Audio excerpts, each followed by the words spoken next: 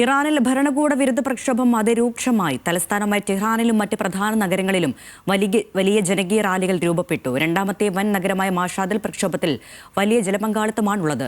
Iranian ഭരണകൂടം രാജ്യത്ത് ആകെ ഇന്റർനെറ്റ് നിരോധിച്ചിരിക്കുകയാണ്. ഇറാനിയൻ ഇസ്ലാമിക റിപ്പബ്ലിക്കിന്റെ പരമോന്നത നേതാവ് അയത്തുള്ള അലി ഖംനേയി പുറത്തു പോകണമെന്ന മുദ്രാവാക്യമാണ് പ്രക്ഷോഭത്തിൽ ഉയർന്നു കേൾക്കുന്നത്. രാജകുടുംബാംഗമായ റേസ പഹ്ലവി വരണമെന്നും പ്രക്ഷോഭത്തിൽ ആവശ്യമുയരുന്നുണ്ട്. ഇതിനിടെ ടെഹ്റാനിൽ കെട്ടിടങ്ങൾ കത്തുന്നതിന്റെ ദൃശ്യങ്ങൾ പുറത്തുവന്നു.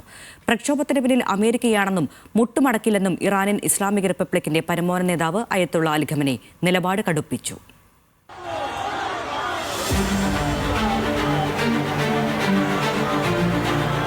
ഏകാധിപതിക്ക് മരണം, ഇസ്ലാമിക് റിപ്പബ്ലിക്കിന് മരണം എന്നീ മുദ്രാവാക്യങ്ങൾ ഉയർത്തി പതിനായിരങ്ങൾ ഭരണകൂട വിരുദ്ധ റാലികളിൽ അണിനിരന്നതോടെ ഇറാനിൽ ഭരണമാറ്റ സാധ്യത ആഗോള മാധ്യമങ്ങൾ ചർച്ച ചെയ്തു തുടങ്ങി.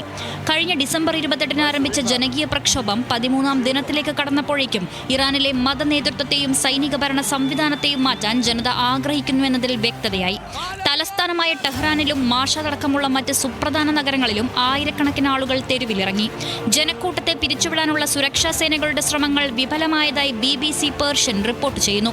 പരമോന്നത നേതാവ് ആയത്തുള്ള അലി ഖംനേയിയെ പുറത്താക്കുക, റേസ ഷാ പഹ്ലാവിയെ തിരികെ കൊണ്ടുവരിക എന്നീ മുദ്രാവാക്യങ്ങളാണ് ജനങ്ങൾ ഉയർത്തുന്നത്.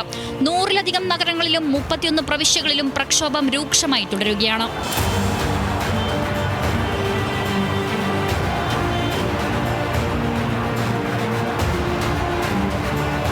പ്രക്ഷോഭകരുടെ വശത്ത് 5 കുട്ടികളടക്കം 34 ആളുകളും 8 സുരക്ഷാ ഭടന്മാരും കൊല്ലപ്പെട്ടതായി US ആസ്ഥാനമായ ഇറാനിയൻ മനുഷ്യാവകാശ സംഘടന ഹ്രാന റിപ്പോർട്ട് ചെയ്യുന്നു. അതേസമയം നോർവേ ആസ്ഥാനമായി പ്രവർത്തിക്കുന്ന ഇറാൻ ഹ്യൂമൻ റൈറ്റ്സ് പറയുന്നത് 45 ആളുകളെ സുരക്ഷാ സേന കൊലപ്പെടുത്തിയിട്ടുണ്ടെന്നാണ്. അതിൽ 8 പേർ കുട്ടികളാണ്. 2009 ശേഷം രാജ്യത്ത് നടന്ന ഏറ്റവും വലിയ പ്രക്ഷോഭമാണിത്.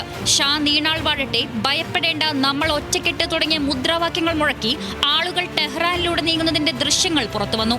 ഇറാനിലെ സമുന്നത സേനാ വിഭാഗമായ IRGC-യുടെ മുൻ കമാൻഡറായ കൊല്ലപ്പെട്ട ഖസാം സുലൈമാനിയുടെ പ്രതിമ പ്രക്ഷോഭകർ തകർക്കുന്നതിന്റെ ദൃശ്യങ്ങളും ഇസ്ലാമിക് റിപ്പബ്ലിക്കിന്റെ അടയാളമായ ത്രിവർണ്ണ പതാക വൻ കൊടിമരമടക്കം മറിച്ചിടുന്നതിന്റെയും ദൃശ്യങ്ങളും പുറത്തുവന്നിട്ടുണ്ട്.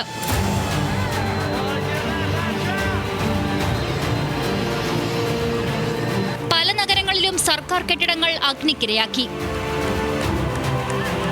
പീരങ്കികളും ടാങ്കുകളും വെടിക്കോപ്പുകളും മുല്ലമാരും പുറത്തു പോകുന്ന മുദ്രാവാക്യവുമായി ജനം തെരുവിലിറങ്ങിയതിന്റെ ദൃശ്യങ്ങൾ പുറത്തുവന്നു.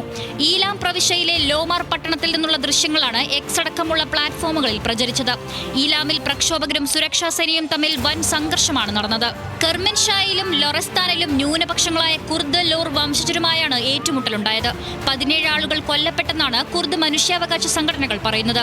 ഇതിനിടെ ഇറാനിലെ മനുഷ്യാവകാശ ലംഘനങ്ങൾ തുടർന്നാൽ ഇടപെടുമെന്ന് US പ്രസിഡന്റ് ഡൊണാൾഡ് ട്രംപ് വീണ്ടും ആവർത്തിച്ചു. അതേസമയം പ്രക്ഷോഭങ്ങൾക്ക് വഴങ്ങില്ലെന്ന കടുത്ത നിലപാട് ആയത്തുള്ള അലി ഖംനേയി ഇന്ന് രാഷ്ട്രത്തെ അഭിസംബോധന ചെയ്ത് നടത്തിയ പ്രസംഗത്തിൽ പറഞ്ഞു. പ്രക്ഷോഭകാരികളെ അക്രമികളെന്നും അട്ടിമറിക്കാരെന്നും ഖംനേയി വിശേഷിപ്പിച്ചു. ട്രംപിന് വേണ്ടിയാണ് പ്രക്ഷോഭകർ പ്രവർത്തിക്കുന്നതെന്നും ഖംനേയി ആരോപിച്ചു. International desk, news Malayalam.